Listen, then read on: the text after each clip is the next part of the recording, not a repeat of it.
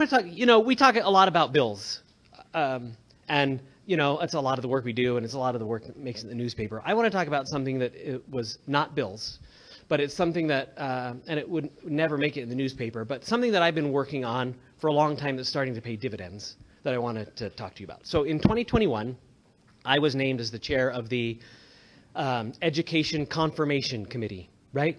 There are literally hundreds of posts in the state that the governor appoints and that the Senate confirms. And unlike at the federal government, those confirmations never make news unless there's some, unless a senator says something stupid. But we hold hearings on most of these people.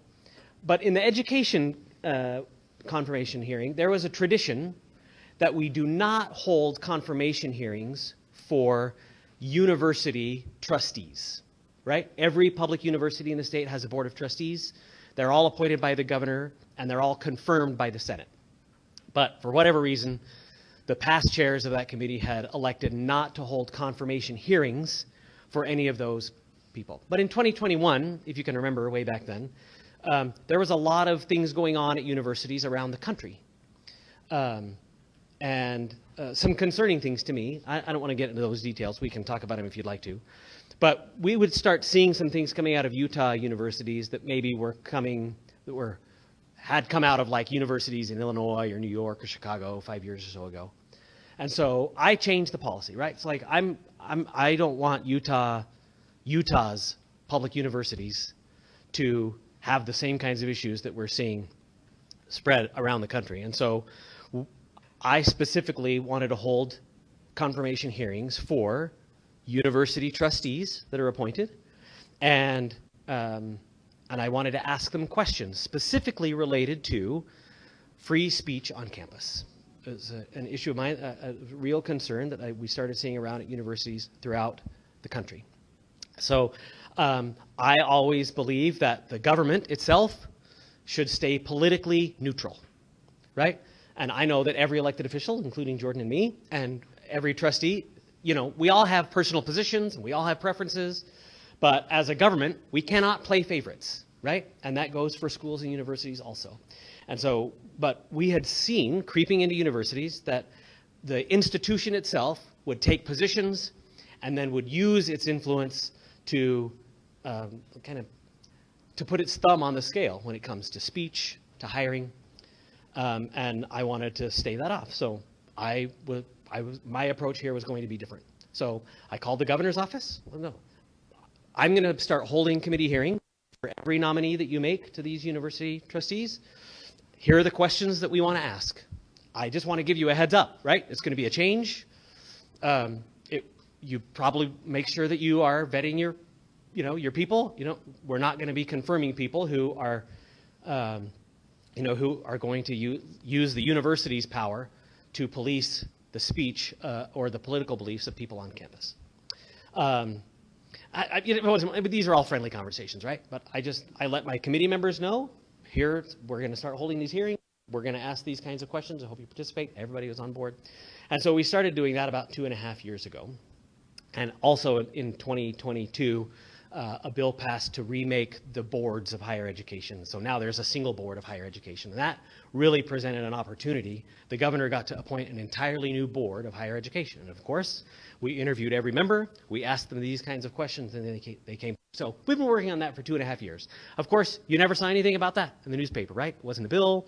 All of these meetings were public, but they're just, they're not newsworthy.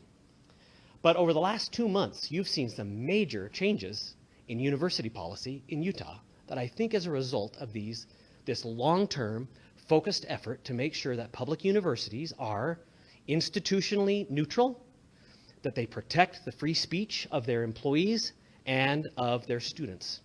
And so what you've seen is the state board of higher education adopt a new free speech and political neutrality policy that's driven by the university, because we were careful about whom we selected. We asked them the right kinds of questions. We let them know what the notice was, what the legislature and the governor expected of them, and they have followed through. The University of Utah just announced their internal policy that they've changed their entire hiring practice so that everybody, regardless of political view, does not have to express their political viewpoints in order to even get an interview for a job. I think this is a great thing for Utah universities. It's a great thing for Utah, and it is a collaborative effort, but one that was focused and driven by legislative policy. That's not the legislative session. And I just wanted to lay that out for you. It's a way that I try to take seriously my responsibility to represent you in the state government, and not just to be the guy who comes around and says, here's a list of 20 bills I'm working on. Although there is a list of a bunch of bills that I'm working on at the back, right? But yeah, I just want to be transparent on everything, and I hope that that effort continues to bear fruit, and thank you for that. Was it impacted at all with what happened with Penn and Hart? So yeah, the questions.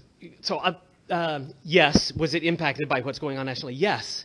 The thing that makes me so happy about it is that we started this effort 2.5 years ago, so that when this opportunity came, all of the pieces were already in place, right? And that the new board of trustees and the trustees at every university, they were placed there knowing that our focus ought to be on institutional neutrality on issues of public controversy, the protection of free speech for all students and faculty. And I can't do a counterfactual, but I feel very proud of the fact that our universities have responded in this way to what is currently going on. And you know, the trustees we have now that are picking the new university presidents and setting university policy are doing it with that eye in mind, and we're seeing the results of that.